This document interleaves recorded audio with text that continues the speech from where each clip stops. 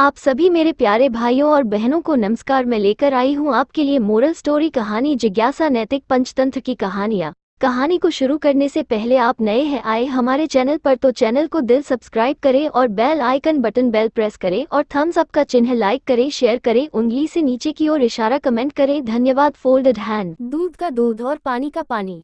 चतुरी बाल काटने वाले की चतुराई को भला कौन नहीं जानता। गांव तो क्या, आसपास के 4 गांवों में भी उसके चर्चे आम हैं। अपनी बातों में उलझाकर वह अच्छों को चारों खाने चित कर देता है। चाहे कितना भी बड़ा ज्ञानी हो, सूरमा हो या चालाक, उसके सामने सब धरे के धरे रह जाते हैं। लोग कहते हैं कि जितनी तेज उसकी कैंची चलती है कच कच, उससे तेज उसकी जुबान और दिमाग चलता है, किसी कंप्यूटर से भी तेज।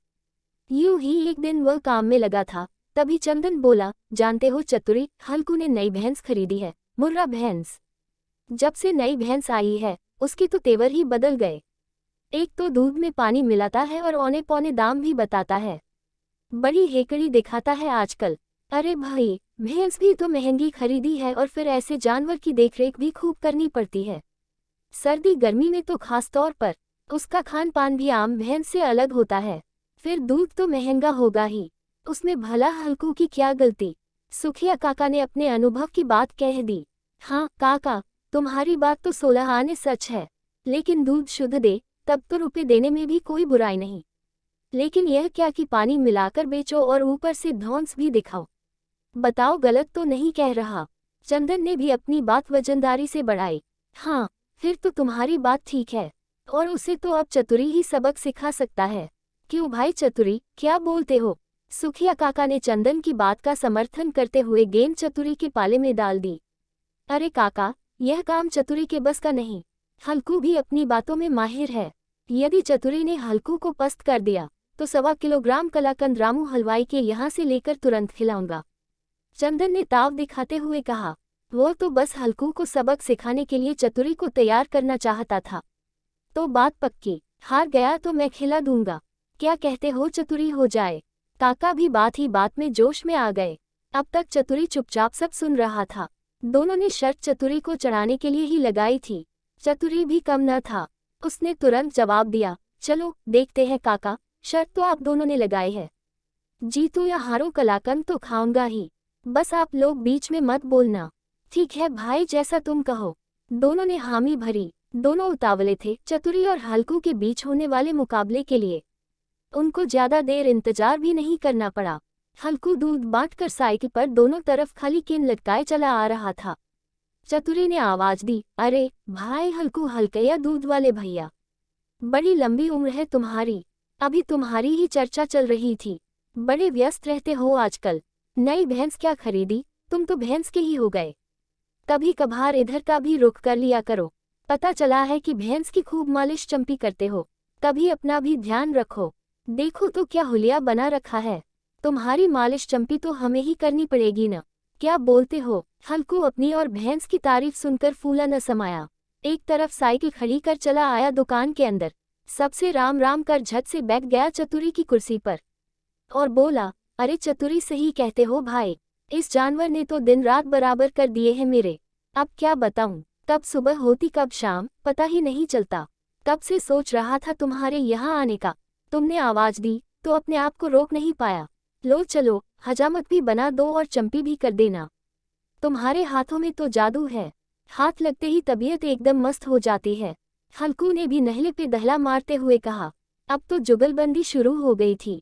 काका और चंदन दोनों बैठे बैठे उनकी बातों का मजा ले रहे थे।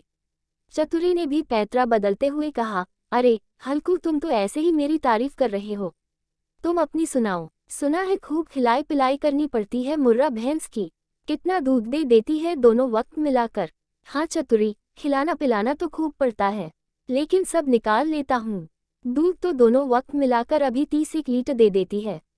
फिर तो खूब कमाई बढ़ गई होगी। भला क्या भाव चल रहा है अभी दूध का? तारीफ भी खूब सुनी है, मैं भी सोचता हूँ तुम्ही से शुरू कर दूँ। चतुरी ने उस्तरा चलाते हुए कहा। हाँ चतुरी, भला तुम्हें कैसे मना कर सकता हूँ।